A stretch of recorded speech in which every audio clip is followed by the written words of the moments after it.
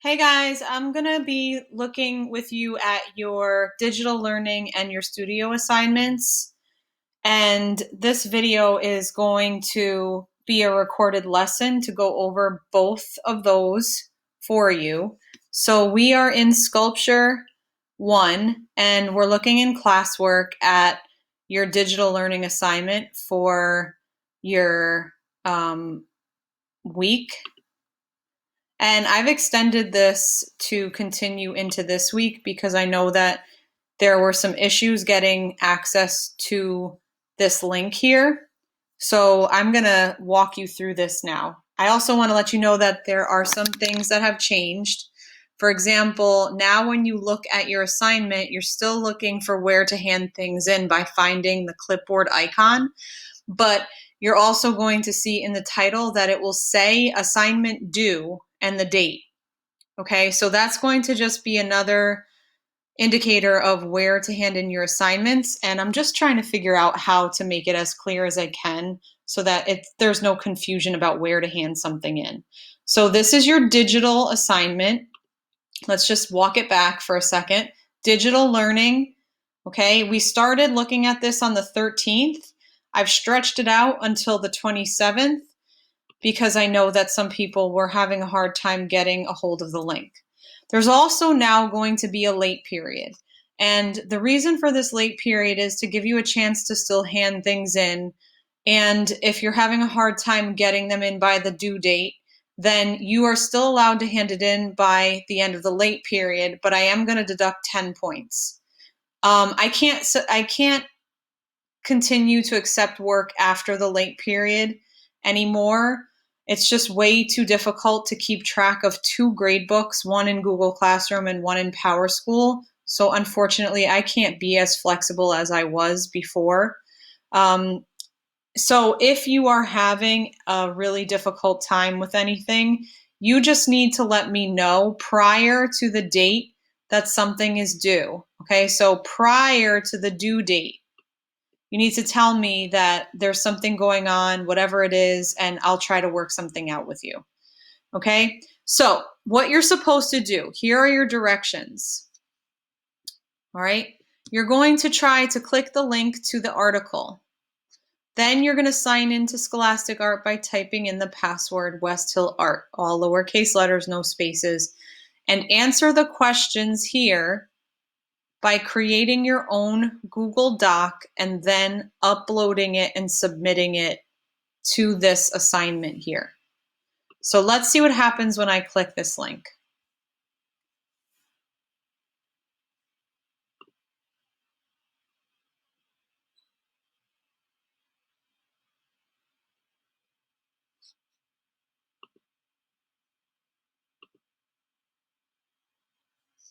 I'm going to pause for a second.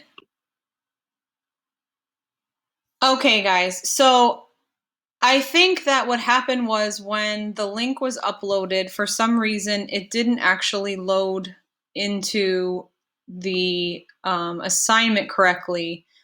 Now I think I fixed it. So when you click on this link, it should take you to this specific article called, which is titled 5 Things to Know About Sculpture Right Now.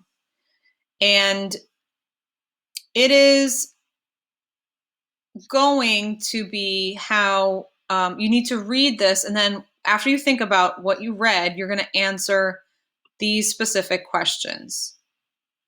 Okay? So let's see if it works now.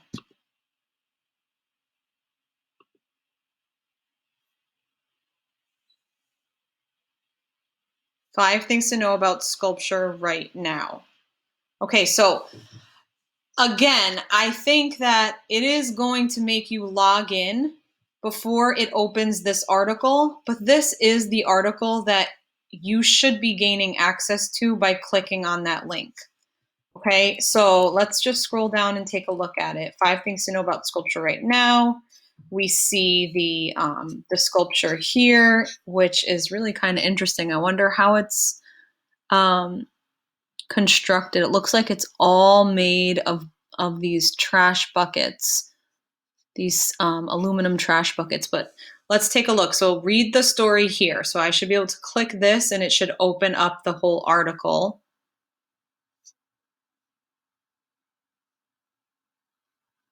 It's still loading.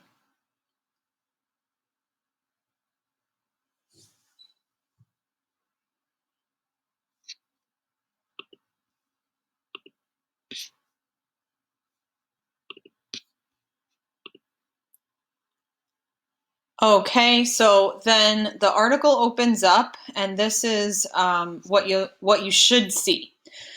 You should be able to click through it using the arrows, and you can zoom in to look more closely, and then you can move it around. Okay, you can zoom back out. All right, and you should be able to click through the article to read the entire thing. Okay, so sculpting with found objects, color correction. Okay, so this is a different article now. So we're going to just focus on this one. 5 things to know about sculpture right now. That's what your assignment is. So this is what you need to read. And I want you to answer the questions that are in your assignment based on what you read here and what you think. Remember, every time I ask you questions in your digital assignments about art, I'm not asking for a yes or no answer or a right or wrong. I'm not looking for right and wrong. I'm looking for what you think, because this is really what an art class should be about. This is not an art history class where you may at certain times have to memorize facts and dates and things like that. And that isn't the type of answer I'm looking for when I'm asking you these questions. So they are not always factual, but they are based on what you read. So you have an informed opinion about what you're saying. You're not just creating an opinion out of nowhere.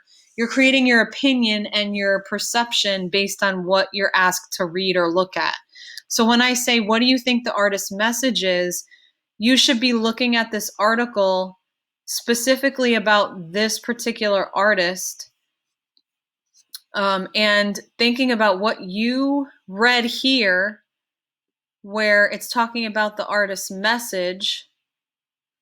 Okay, and this part of the article is telling you what the artist's message is. So after you read this, then you answer that question. Okay, I'm sorry, I keep clicking back at the wrong thing. This is what you should be doing as you answer each of these questions. Okay, reading back into the article and then creating your informed opinion and your informed perspective on what's being asked of you. Okay, you have to create your own Google Doc or Word document or any type of document you can photograph or upload. Even if you write your answers on a sheet of notebook paper, take a picture of it and upload it, that's fine. I really don't care about the way that you answer the questions, or whether it's typed or handwritten. It doesn't matter. Okay, so just make sure that you guys click on this link again. Make sure that you're reading that particular article, 5 things to know about sculpture right now, and you're answering those questions for your digital work. And it's due on October 27th. That's an extended due date. Okay, now let's look at your studio assignment. I just wanted to check and make sure I updated both classes with the dates. So again, it says assignment due on 10/30. So the due date for your cardboard sculpture is October 30th. Again, the clipboard icon is where you're handing something in. So if I click back on that, I know nobody handed it in yet. I think somebody just clicked submit by mistake. We're going to go into view assignment and instructions. Okay, and again, it tells you the late period, and this is a different late period since the due date is different. So this sculpture can be handed in during the late period up to the 4th of November, and I will have to deduct 10 points if it's late. But after it should say after 11/4,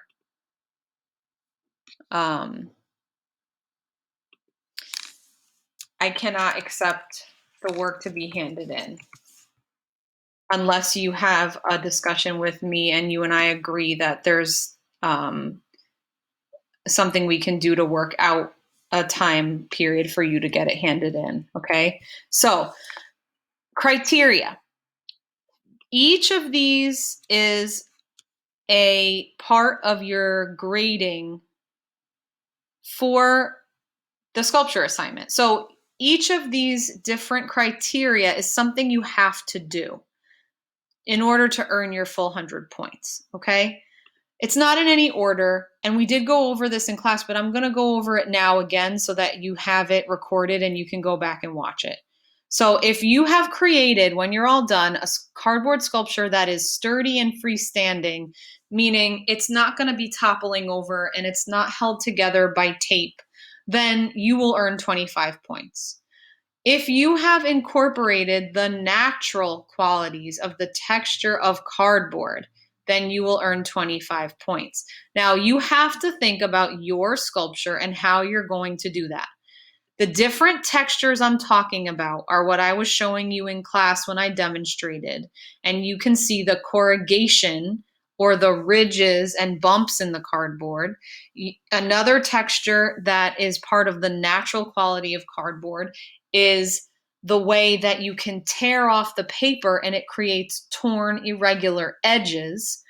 And then yet a third texture that is one of many possible natural qualities of cardboard is when tearing the paper covering off of the cardboard, you can create a curled three-dimensional effect with that paper covering. Those are just three of many possibilities for creating texture. Okay. Another way to create texture is by layering the pieces of cardboard that you use to construct your sculpture. Okay. The sculpture has to have height, width, and depth. So no cardboard cutouts are going to be accepted. Let's say you wanted to make a sculpture of a person. Maybe you wanted to do a self-portrait and you did a cardboard cutout of yourself. That isn't really achieving the full range of what we're trying to do by creating a three-dimensional abstract cardboard sculpture. That does not have 3 dimensions. Okay. A cutout is flat, it's 2-dimensional. It's like just a thick piece of paper, in other words. Okay. So that does not meet this criteria. So if you didn't create a sculpture that has height, width, and depth, then you would be losing points there. Okay. And last, you must work from a sketch and plan your design. That's 25 points. And everybody should have already made their sketches and already handed them in. So you should already be working with that 25 points. If you didn't do that yet, you need to make sure that you have a sketch handed in before you have to photograph your final sculpture and submit that picture. This needs to be updated also. So the completed sculptures are due on October 30th, not the 26th. We will be working actively on building the sculptures starting on October 13th. So we already started them in class. And when your sculpture is done, you're going to photograph it and submit it to this assignment for credit. And then I'm going to create a slideshow of all the completed sculptures so that I can show it to all of the other sculpture students. Okay. I also want to create a little mini art show or display of the cardboard sculptures that you guys have created so that we can showcase what you're doing in Sculpture 1. All right, I think that that's it. I'm going to post this video so that you'll have it as a recorded lesson and you can watch it on your digital at-home days or anytime you forget what the assignments are. And it also helps to watch this so that you can remember how to do everything that you're being asked to do in Google Classroom and with Scholastic Art. All right, guys, I'll see you in class.